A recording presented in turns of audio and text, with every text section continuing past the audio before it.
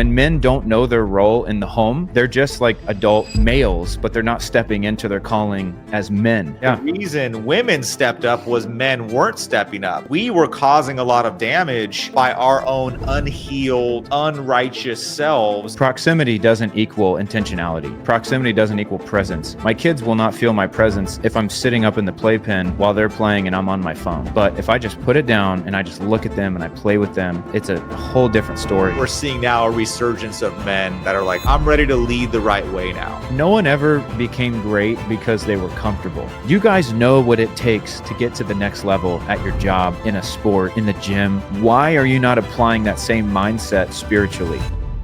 All right. Well, Shane, welcome to the podcast, brother. Thanks, man. Appreciate it. Been wanting to chat with you for a while, so I'm excited to be on here. Yeah, excited to have you. I'm going to dive straight in. We got a lot going on in our country. Depending on when people are listening to this podcast, we are basically stepping into war with Iran. And so I wanted to hear your take on what is on our. We're going to go straight into the controversial topic. Yeah. So what is your take on our involvement with Iran? You know, I understand from the perspective of an ally. You know, I was talking to my wife. It's kind of one of those situations where it's like, you know, I remember when I was in the world, when I was not following Jesus, and you go out with your buddies, and if someone starts messing with your buddy, well, you got to step up. Well, there comes a point where if your buddy's the one kind of instigating things, you're like, dude, we have your back, but you're getting us involved in a bunch of junk.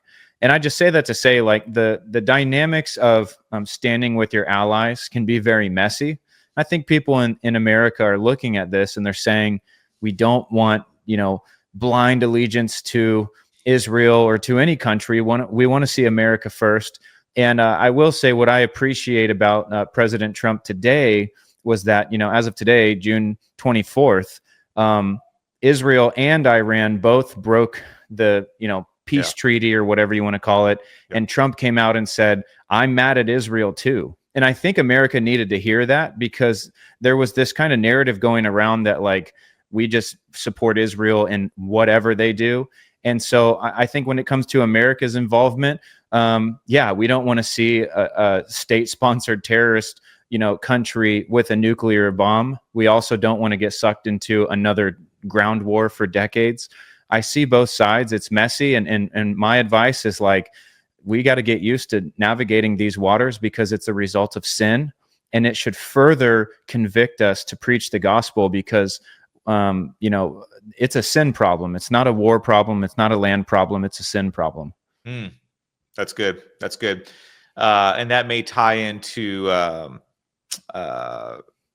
directly into your involvement with Promise Keepers. So you're now in charge of what was, I believe, one of the country's largest kind of men's organizations and men's movements that kind of faded out. So it had some amazing heights, right? Hit the mountaintop. Yeah. And our country's in major need of more men stepping up. I found, for me personally, there's a lack of strong male leadership that I didn't have access to follow. My dad's an amazing guy, and there's an opportunity for all of us to continue to step up as men who are leading our families effectively. And so this strong male leadership has become weak inside of our country. And so Promise Keepers was a way to bring love and connection and community. And they put on events all over the country, and they hit this mountaintop peak, and then they faded away. And so you are now, this is a big deal, you are now the CEO and have been of Promise Keepers, kind of this revitalized Promise Keepers. So a couple questions around that. What happened with Promise Keepers? I have some thoughts, but then what made you interested in taking on this role? So what happened, and then why were you interested in taking on the role? Yeah, great question. You know, I often compare it to Vietnam, where we learned when you don't have war aims, you know, it's like a man without a mission. You're like, what do I do? And so in Vietnam, we would capture a hill. And when you go to capture a hill, like, you're at a 3-to-1 disadvantage fighting uphill. So we would lose a bunch of guys. We'd capture this hill. We wouldn't know what to do with it. And so we'd give it up. And there were hills that we recaptured 2-3 more times. We're losing all these guys for what? It's like we get to the mountaintop and we don't know what to do. I think that was one piece of Promise Keepers, specifically after the Stand in the Gap event in 1997, largest gathering in U.S. history on that property at the National Mall. There were 1.4 million men. Yep. Amazing. Incredible gathering, and it was all men. And it's like, where do we go from here? I think that was a piece of it. I know another piece of it was, just like you see in many organizations and unfortunately in ministry, people come in, they don't have the best interests of the organization in mind. They're looking to serve self. And, so without blasting anyone, I'll just say that we had a lot of that going on. And the organization almost completely went under. I mean, it was in a very bad spot about 7-8 years ago. Just getting off mission, some bad decisions being made. But praise God, we're back on mission. We know why we're here. And that's the reason I stepped in, is because having been former, military, former law enforcement, having been a man in the world myself, I see the need for like godly men to rise up and lead, because if we don't, our country's in trouble, our families are in trouble. And so we need strong, godly men in this nation. Yeah, and there's a stirring in men's hearts right now. Specifically, I'm regularly talking to men who feel called to the men's movement and to the men's ministry. And I've also like we are having an incredible amount of people that are coming through our events right now, and it's building significant momentum. And so there's a stirring in men's heart. Like people are hungry to. I would say they're hungry to break free and step into a new level of freedom as men and a new level of power. There's been a level of confusion and I would say suppression that has happened inside of men's hearts and their minds and their roles. And so men they're hungry to step into leadership positions. Right. But really what we're seeing is, I mean, and a lot of this stems from, right, especially the whole feminist movement, that stemmed from men not stepping up. Like the reason women stepped up was men weren't stepping up. And so we were causing a lot of damage by our own unhealed, unrighteous selves. And so at a certain point, women were like, hey, I'm going to take this into my own hands, which was not the right path at all, and part of Satan's plan, actually. And so we're seeing now a resurgence of men that are like, okay, I'm ready to lead the right way now. Yeah. Well, and it's in us. Like God, we're equal with women, but we have different roles. And we saw, the pendulum always swings. Now, I'd say in the world, but definitely in America. And so I think the pendulum was swinging from like, what they saw as hyper male to, okay, we want, equal rights for women and all that stuff, which we should advocate for. But it went far beyond that, where it was like, okay, anything you can do, I can do better. Okay, now I can actually do what you do and I can replace you to, now we're living in a day where like women are becoming men in their mind and they're getting surgeries. It's crazy. And it is the result, like you said, of men not knowing their identity and not knowing their mission to be a priest, provider, and protector of the home. If I'm trying to be those three things, I'm not going to let my wife be those three things because that's my job. And, when men don't know their role in the home, they're just like adult males, but they're not stepping into their calling as men. And that's why I appreciate the work you guys do too, because we got to charge these guys up to lead. Mm-hmm. Let's talk about that priest, provider, and protector. Just spend a short amount of time on each of those, right? So we have guys listening to this podcast, and there's always so many things to work on, right? Secular personal development. There's so many books. There's so much stuff that one could focus on. So I love, like, we have something called the 4 pillars: faith, family, fitness, and finances. That's what our whole foundation of like what we teach and preach inside of Ruck is. Like I started tracking habits and behaviors years ago, probably 10 plus years ago. I had a spreadsheet of like 60 different things I was tracking every day. Wow. And I was gathering guys. I'm like, hey, let's go track our workouts. Let's go track reading the Bible. Let's go track all this stuff. Because I really believe in tracking, but man, 60 was too much. So I eventually narrowed it down to these 4 things. I'm like, if we can track a daily investment into our faith, two investments, 2 points or 2 spots per pillar. So faith, if we can invest every day with our wives, every day with our children inside that family pillar, if we can do every day in our fitness, our nutrition, and every day in our finances, if we can make those and do it every single day, those pillars will become strong to the point where God has the ability to put some pressure on that kingdom, you would say. So like a lot of us are like, hey, I want to go build this epic kingdom, business, community, family, influence. But man, if we have a weak pillar, like if our family and our marriage is cracked and that pillar is weak, that foundation, that will not hold what God has in store for you. And so if we want blessings and we want to be men of influence, we got to keep working on those pillars and strengthening them. So I love, Amen. Yeah. So I love that idea of simplifying it. So priest, provider, and protector. Yeah, dude, I agree. And the word we've been using really, I feel like the last 8 months with our men is intentionality. And when you're tracking, you're intentional, you're not letting things slip. Priest, provider, protector. Yeah. Number one, priest. You are intentionally leading your family in the ways of God. And that's not just like driving them to church on Sunday. It's being the priest of your home. Are you actually raising your family and your kids in the ways of the Lord, or are you subcontracting that out to someone else once a week? Are you leading prayers in your home? Are you teaching the Bible, reading it with them, like praying over them, praying with them? Protector, we all understand keeping the bad guy from coming in the door, but what about protecting from bad theology and bad ideology? There's tons of that out there. And so whether that looks like limiting your kids' screen time or pointing out, some wrong ideology and teaching them the biblical way, we've got to protect the minds and the hearts of our family, and providing as well. The Bible says that a man who doesn't provide for his family is worse than an unbeliever. I don't fully know what that means, but it doesn't sound good. And so it's like we've got to provide not just food and clothes on our back and a roof over our home, but a man's presence provides a stable household. And so we've got to provide that intentional time with our kids, because I heard this earlier. I didn't fact check it, but it's like by the time your kids reach high school age or whatever, you've already spent 75% of the time that you will spend with them in their life.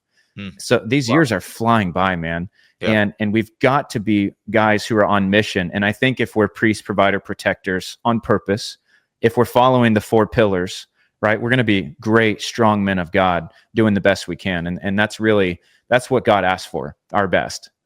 Yeah, man's role, as I see it, is to be the oak tree, right? So the oak tree is rooted, it's grounded, hopefully in Christ, and it provides a covering of protection over the family, right? And That's so I see us as that role, man. We're that oak tree. We're stable. When the storms of life come, we're the grounded source of protection and provision that they can always come and sit under. Versus, there's a lot of men that are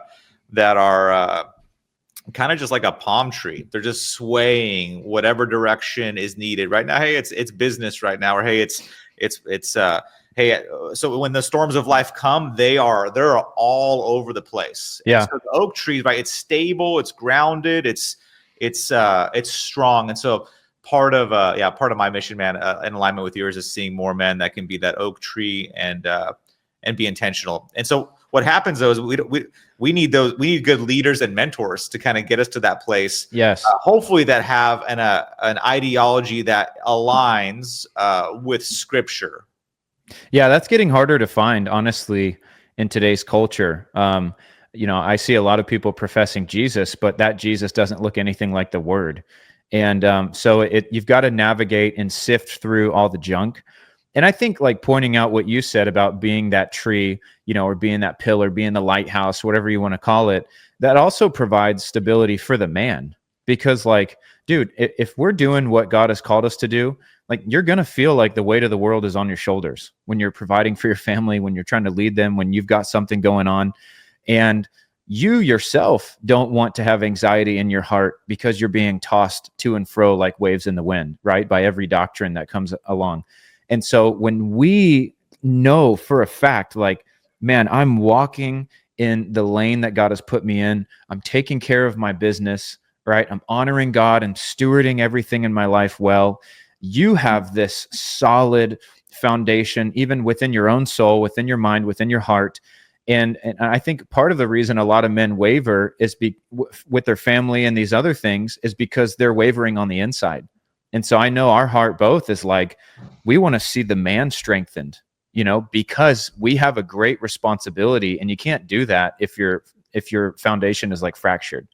What would you say? What would you say is an area that you struggle in right now when it comes to intentionality around either those four pillars or family? Oh man, that's a good one. Honestly, I would say with my family, like being intentional, and the I think the thing that can become like deceptive is that I do try to spend a lot of intentional time with my kids and with my wife, but then I can just as easily get distracted with something else. And I'll think, oh, because we spent some good intentional time here, like I'm good. I've checked that box. And the two, maybe they don't balance. Like it's actually way more disproportionate than I actually think of times that I'm sitting around, and I'm doing one of these and I'm just, oh, just a quick, I just got to send a quick email. And it's like hours can go by where you're just doing that one little thing. And I would say that's my weakness, is like being able to shut it off. And because proximity doesn't equal intentionality, right? Proximity doesn't equal presence. My kids will not feel my presence if I'm sitting up in the playpen while they're playing and I'm on my phone. But if I just put it down and I just look at them and I play with them, it's a whole different story. And so for me, I think that's definitely my weakness. And I think for a lot of guys like us who don't go to a building maybe to work or report to a 9 to 5, it's just easy to always kind of be getting into something. And I would say for anyone in ministry, especially in ministry, man, everything you're doing is for the Lord. So it can always take precedence. And it's like, dude, I need to be with my family because I've been called to biblically as well. So I can't let work trump that. And so yeah, that's probably my biggest one. Yeah, there's a great app called App Blocker. Man, it's cool. You can set schedules, and it can literally lock your phone to where you actually cannot access it at all. Like there's no way you can get into it. So like I have it set at a certain time at night where social media completely turns off, and I can't click on any of it, and there's no way around it. Wow. And so it's it's been effective for me because I can get caught up a little bit too often and not being and just lacking presence around the kids. My wife luckily holds a high standard though, so she's pretty on top of me, man. If she notices me on the phone, she'll call it out and call me good up, so I can catch it. And I gave her permission. I'm like, hey babe, feel free if I start slipping in this area, feel free to call me up in it because I want to, man. I've realized, I think Jessica mentioned, my wife, she said we only have what was it? We only have like 5 more summers. Like with my oldest, we have a 12-year-old boy. So it's like 5 summers. So as I'm thinking through the summer, I want to do some fun stuff with them, but I didn't have an epically planned summer with the family. We had a couple little vacations and things, but I have 5 summers left with my little guy. So I'm like, you know what? I got to make this thing rock. Like, how do I make this summer so freaking fun that like he'll remember this summer forever versus me just kind of, hey, I'm at the pool with them. Like I want to make it really special. And so that was a good little reality check. Oh, that's cool, man. Dude, my wife's name's Jessica also. And and same deal. Like there's a no phones at the table rule. So, and I have a Garmin watch. And so it's nice because I can't text from it or anything. I just get the text itself so I can read it. And sometimes I'll get a text. I'm like, oh, that's important. And I'll start to pull my phone out and it's like, hey, not at dinner time, and I appreciate that. Even if I think it's important, it's like, look, if it's really that important, I'll step away and I'll go make a phone call. But at the end of the day, like, is it that important? And I think for me, I've had to redefine like what is important versus what's right in front of me. What am I showing my kids when they're watching dad at dinner, constantly, just one more thing. I want to be a man of my word too. And that isn't just for some of the things that we all identify with as being a man of integrity. I want to be a man of my word that's like, man, you know what? Dad said dinner time's for the family. And every time he sat down to dinner, like his attention was on the family. And I think that's another way where when they grow older, that consistency, it's been modeled to them. They'll appreciate it. And I hope they will replicate it in their families. I love it. Yeah, there's a book, The Intentional Father by John Tyson. I was talking to him a couple weeks ago, and he talks about that, just the modeling that takes place right? When your kids see a dad that went like all out. And that's part of my why. Like, I want to be the version of myself where my kids see a man that went all out in his faith, all out in each of these areas, and was committed to being the best version of himself for Christ, the best version of Christ, you could say. Yeah. And so like, I want to be that. Like, I want them to see that. And so, yeah, it's interesting. Part of my journey right now with my son, Brendan, he's getting into the teenage years, and he's starting to want to disconnect a little bit, like less about intimacy. He's a little bit of a harder kid, meaning he's more protection. He protects himself a little bit more than my 9-year-old Jeremiah. And so like, my intentionality now is how do I create vulnerable moments and opportunities where I can lean in with Brendan. And like, we were reading, Jocko's books, The Way of the Warrior Kid. Yeah, I've heard of those. Yeah, they're pretty cool. So I'm reading one of the books, and I was, and I had a conversation with him, because he was like, we all did push-ups, like after we read a chapter, and then as we did the push-ups, like he kind of gave up, and he like wouldn't do anymore. He's just being stubborn. I'm like, dude, you're being a wimp. Come on. And then we ended up going to bed, and then I sat there laying in bed thinking, interesting. Like, because I know we're one of the largest we may be the largest Christian personal development organization in the country. So meaning like the amount of seminars, like we do really deep transformational work, healing work, mindset stuff, like a lot. And so I know the power of words at like a core level.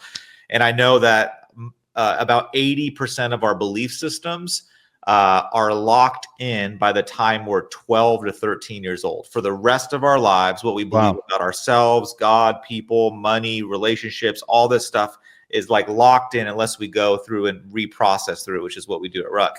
And so it's locked in. So I'm like, you little, you wimp. And I thought about it. I'm like, crap. I started to feel guilty. I'm like, that's horrible. Like, I don't want him to ever think and remember that memory forever, the time that his dad just like straight up called him like a wimp. And so I got up out of bed, walked over to his room. He was almost asleep. I said, hey, dude, let's talk real quick.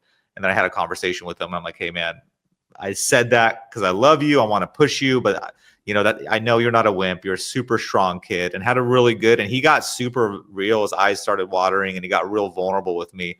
And that was like a real intimate moment. So I want more of those, not intentionally, right, causing some pain, but I want some more intimate moments. I feel like I don't get to experience those as much as I would like. I want to keep that bond really strong through his teenage years. Yeah, man, that's powerful. And I think I see myself already, my oldest Elijah is going to be 4 this winter, and my youngest Micah is going to be 2 here soon.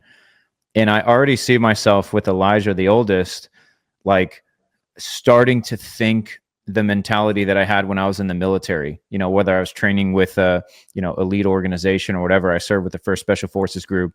I've been through really hard military courses, and I remember the things that changed me. But I have to remember, like, dude, I was 18 years old. I was 20 years old. I was 22. I was training for war. I was training with the nation's elite. Like, I wasn't 4, or I wasn't 6, or however old, he's going to be when we have these conversations. And I just have to remember, or when I was a cop, I was a field training officer. I trained rookies, and it was life or death out there on the street. And I have to remember, like, these are my boys. Like, I want the toughness, but I can't act like that was me at that age. I didn't get any of this real toughness. And I wrestled through my whole junior high and high school career, but I did not get that mental toughness and begin to understand breaking through barriers until my freshman year of college doing ROTC training, where I really got pushed a few times to where I wanted to just cry, but I kept going. And I learned about overcoming. And I think, guys like us, we've got valuable things for our kids, but the thing I got to keep remembering is like, dude, this is my boy. And like, he's going to be a man, but right now he's my sweet little boy. And, I want him to be tough. If he falls on his bike, I'll say, hey buddy, dust it off, and we're going to keep going. But I also recognize there's times when he's going to cry over something, and I got to say, you know what, buddy, just come here. Like, just give me a hug. I love you. And that has been a real place of, I don't know. It's like we're walking in a tension of like, what do? I don't want to make him weak, but I don't, You know what I mean? So I feel Oh, yeah. that when you say that, bro, I'm like, I feel that. Yeah. What kind of hard shift. I'd love to get in. You've been showing up to some college campuses lately. I believe they're Yeah. college campuses, right? That Yes. you showed up. So what's your pulling some Charlie Kirk? What's your reason for going out there? Like, what's your intention? Yeah, so I was doing work with like TPUSA Faith, the faith branch of Turning Point, for several years before I took over Promise Keepers. And during that time, I saw the effectiveness of like what Charlie does on campuses. And if you really think about it, like this is what philosophers back in the day used to do. They'd show up in a public area and they would just have these debates, and it works. And not only does it work in person, but like the content goes viral as well, and many people engage through the content. And I'm just like, this is such a great model to have hard conversations. And so I'm like, you know what? Instead of trying to get college kids to cram into an arena, because there's already people doing that, and I can't accomplish what I really want to accomplish. Like, you can't go deep with 10,000 people in an arena. Not like you can if you show up to a campus and you've got a sign that says, America needs godly men, prove me wrong. Right. And you have these hours of open discussions back and forth. Why do you believe what you believe? Give me the reasons, give me the facts, give me the scriptures, whatever it is. Man, we did 3 stops as like a test run in the spring, and it was incredible. I mean, we had a lot of people come out. We had these amazing conversations. We had professors come out yelling at me, getting upset. And so we're just like, we got to keep this thing rolling. And so come fall, we're going to hit it hard and just go all around the country. Man, I love it. It's so good. It's so good. It's so needed. Our culture has been so shifted from college campuses on the liberal side of things, right? And so we need more men willing to step into that firing squad, right? You're asking for it. You really are, man. Because I don't know everything, and I was nervous, man. I haven't been nervous in a very long time. The last time I was legitimately like nervous was we were kicking a door in like 2019, and we knew there was a guy on the other side with a gun, and I'm just like, I don't know how this is gonna go. I haven't been that nervous since the first college stop I went to do, because I'm like, dude, I'm not Charlie Kirk. Like, I can't debate like that. I don't know what this book says on page 323, like, but I just remembered, I'm not here to just debate anything. I'm here to talk about being a godly man. I believe I know how to do that. And so I just can't get sucked into every other argument. And I think when I had that confidence of just, hey, remember why I'm here, what I found was like, we had some really fruitful conversations. It helped me grow because people are putting me in a corner and I'm having to defend my beliefs. And I feel like I came out every time just like, man, I've doubled down on why I believe what I believe. Because you go to these college campuses, man, and I've been asking like one simple question: does a child deserve a mom and a dad? And overwhelmingly, I'm hearing from college kids, I don't think so. I don't think so. As long as they have 2 people who could fill that role, it's like instantly college kids are showing you where their heads are at, that they don't respect the roles of a mom and a dad. They think that it could just be done by anyone. And I think as a society, when we've gotten to that place where the next generation does not value the presence of a mom and a dad, it's pretty revealing of what's going on at the heart of our culture. Yeah, I've watched a couple of those videos where that was the core question. What do you what's typically your reply? So when they say, hey, no, I don't think, and there was one guy you were talking to where he was saying, he was basically saying it like one parent would be fine, and you're like, would you want one parent, right, or something like that? And he's like, well, no. Or they had both parents, but they don't think someone else should. I just go back to, I try to put them in a corner, to be honest, and I set them up. I say, look, does a woman have a specific role in a home? Is she valuable? Is her presence unique and separate from men, as a mom? And they say, well, yeah. And I say, well, what about a man, as a father, this and that? Yeah, I believe that. Okay. So should a child deserve, to have the opportunity to have a father and a mother in the home? Well, and I go, look, you already said they both have inherent value. They have unique roles. And they say, well, it can be fulfilled by anyone. And so I kind of just poke holes in their argument. Like, look, you're either denying women or you're denying men. But like you're taking the position that you're actually arguing against, which is not inclusive, right? It's not seeing people as equal. It's actually saying men aren't important or women aren't important because two men can do it, two women can do it. And you kind of just point out like the hypocrisy of their arguments. But at the end of the day, I do believe it's a spirit. The Bible says that there's a spirit of truth and a spirit of error. And I think a lot of these kids, they've just been raised by the world in a spirit of error. And so we have to remember as Christians, like I'm not just here debating ideas, but I'm here bringing the gospel. And sometimes it's wrapped in a prove me wrong style debate. So we're seeing the truth get out there. And you watch some of these videos and these kids get stumped. And that's what I'm going for. Is I don't care what happens there. I don't care if they yell at me. I don't care if they drop the mic or whatever. I want them to go home and lay down in bed and go, man, that guy said something that I just can't reason with. And that opens the door, I believe, for the Holy Spirit to speak. What would you, and as I go to my next question, I'd love to hear that. What were the results? So why are you going to continue to do that? Yeah, I mean, the first campus we went to UCF. We had a pretty decent turnout. But the second campus we went to was Florida International University, and we did no prep. We didn't do any flyer drop or anything.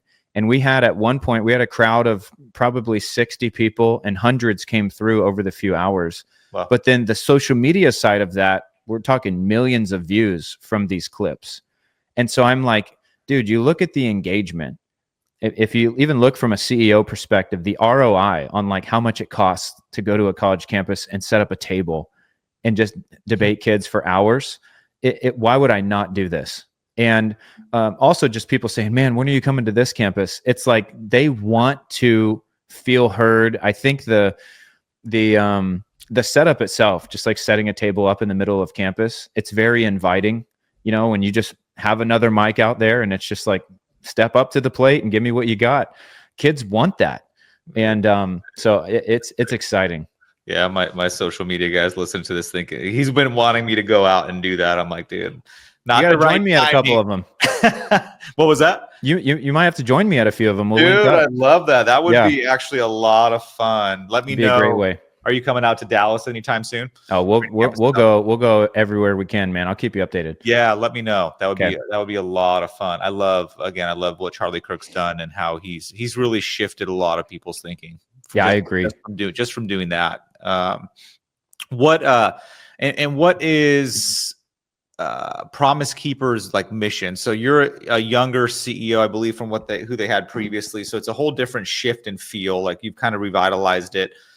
So what's the mission moving forward? So before it was large events and looking to create community through these large events. Yeah. What's the vision for Promise Keepers and the vision for execution? Yeah. I mean, our mission statement now is to help every man grow in Christ, becoming better husbands, fathers, and citizens. So everything we do is going to be, funneled through that.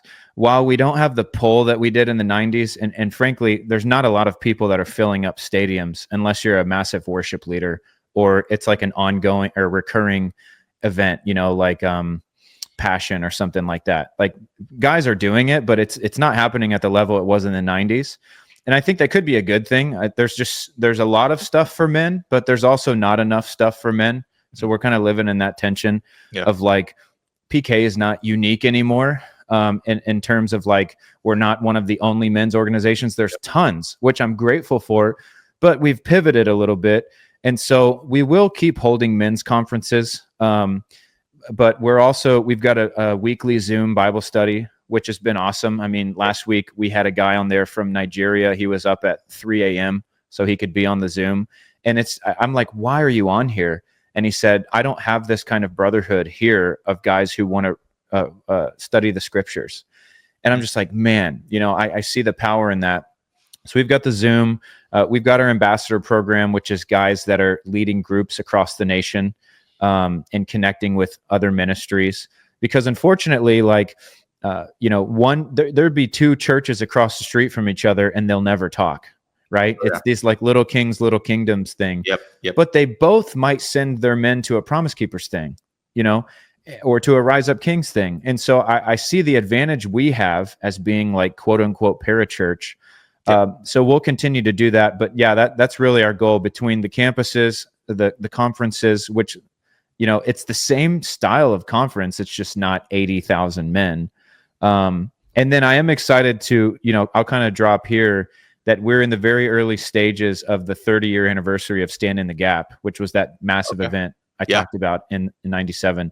We're working with I think the Parks Department right now to lock in a date for hopefully October 2027 for that 30-year anniversary. Be powerful to gather a ton of men again and just, a solemn assembly. Beautiful. Yeah. What? Let's go into a conversation around Marxism. How does that contradict biblical values and a biblical worldview? So it's important, man. There's a lot of people that I know that are men of faith. However, they're not clear on their ideology as far as where they stand, either from more conservative values, more liberal values. They think anything goes. Right. So let's talk more about that. Yeah, I mean, Marxist at its core, it's looking at people through economic stance, eliminating free market, private ownership, private property. It's really just counter to the gospel. Even Billy Graham said that it was Satan's religion. So, I think a basic economics class, or just look on AI of like, why is Marxism bad versus capitalism? That's the one thing. But what we've learned through history is that the strongest opposition to Marxism, because it's never actually worked anywhere it's been implemented, the strongest opposition to Marxism is a strong family. Any nation where there are strong families, Marxism does not work.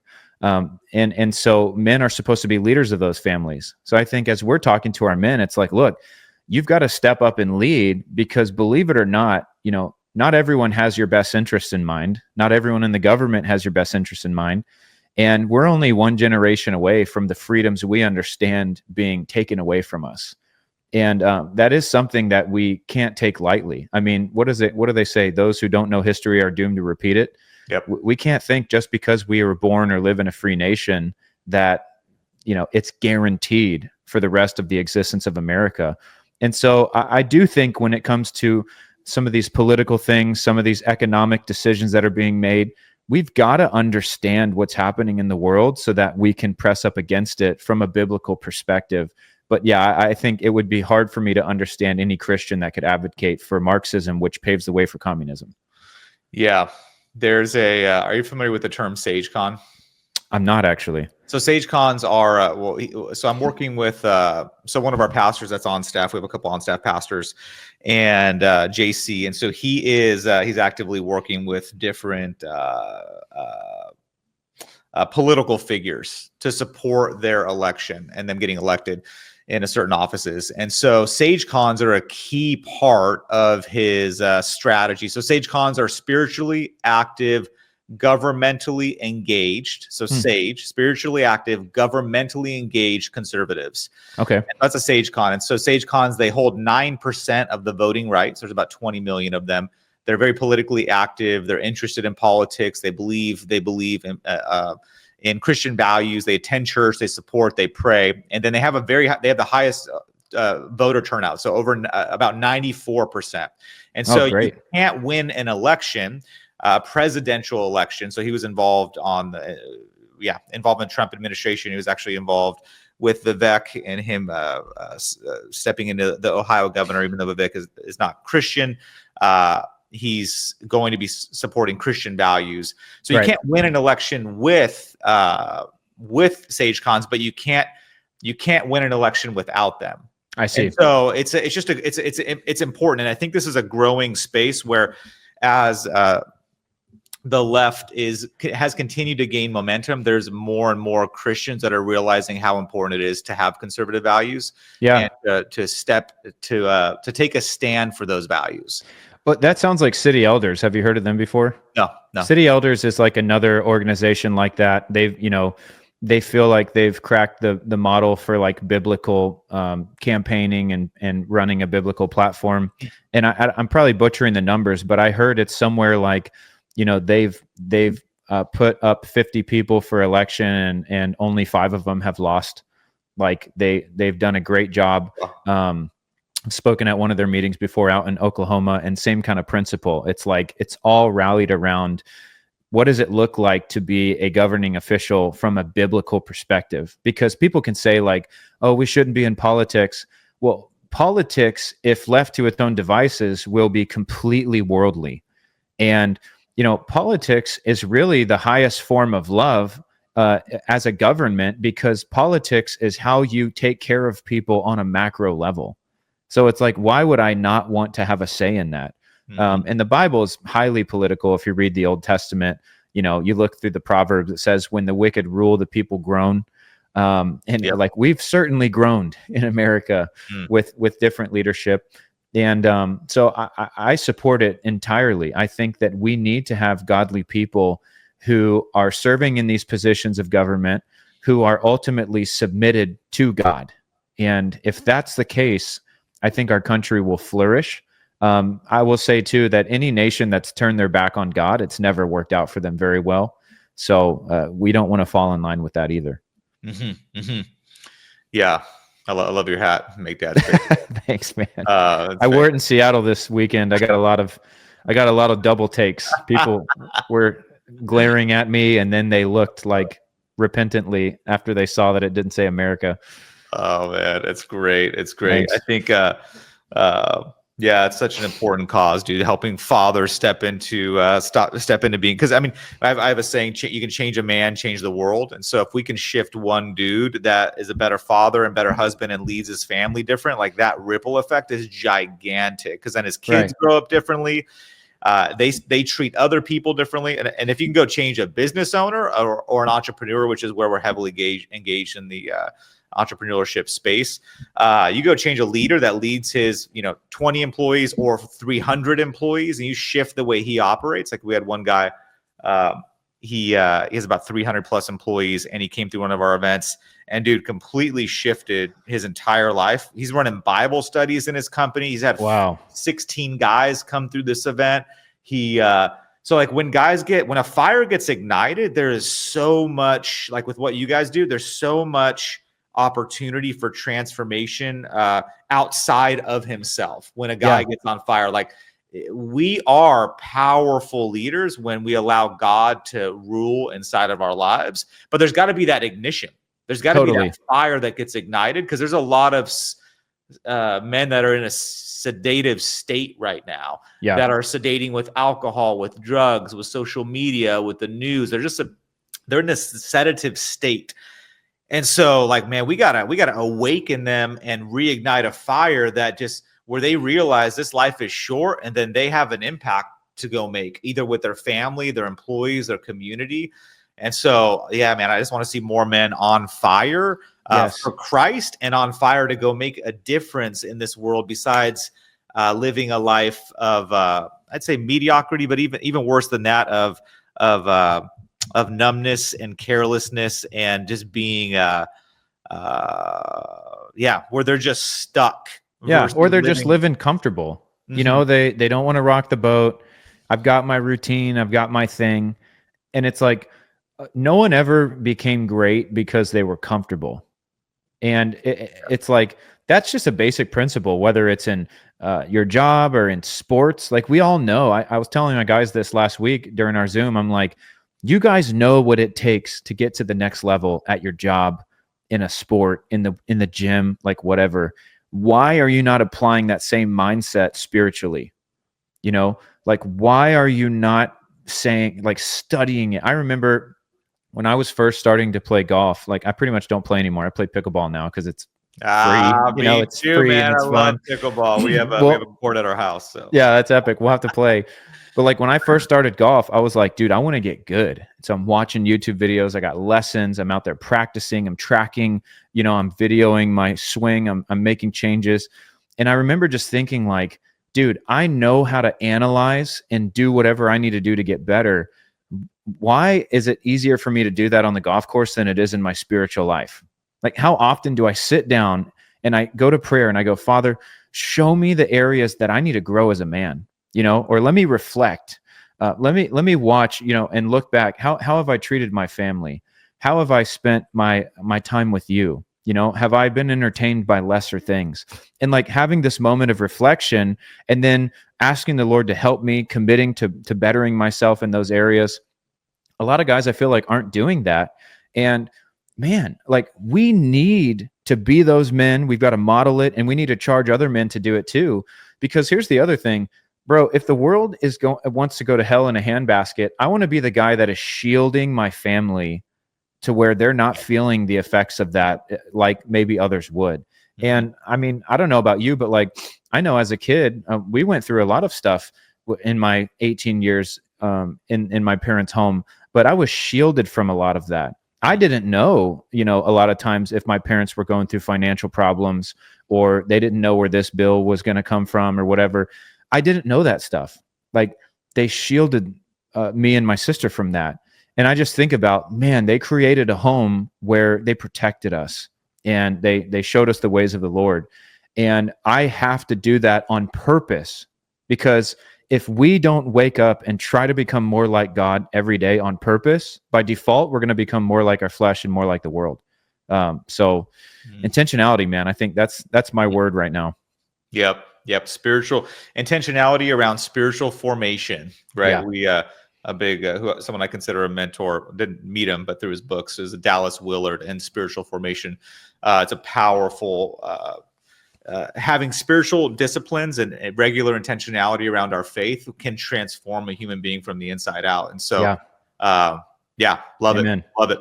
What, man, as we're coming to an end, where can people find you? You built a great YouTube channel. You've reached millions of people through all your social medias. You're killing it. Thanks, man. Where's the best place for people to follow you and get to know you more? Yeah. Well, you could follow Promise Keepers on Instagram. We do have a YouTube. We're becoming more active there. Just search for our name there. And then my personal channel is just Shane Winnings on YouTube. And I do teachings, throughout the week. And we just launched an app last month. So all our teachings are on there, ways to connect, conferences, want to join our team, become an ambassador, lead a group, or be a field rep in your area. All that's on the app. So like you said, man, we just want to help play a part in sparking that fire in a man, because I know for me, and I'm sure you'd say the same, once that fire got started, like nobody's putting it out. And my wife will tell you, I'm one of the most stubborn people in the world, and that can be a great quality. It can be a bad one. But like, if my mind is set on something, that's it. I'll run through a wall to get it done. And if we can help these men just for a moment care about what God thinks, and they get that fire, they'll be different for a lifetime. And so that's what all our content is geared towards. And hopefully people will check us out. Love it. Appreciate your time, man. I know we got a lot going on right now, so you do too. So thanks, bro. Thanks for being on the show. Heck yeah, this was great. Thank you.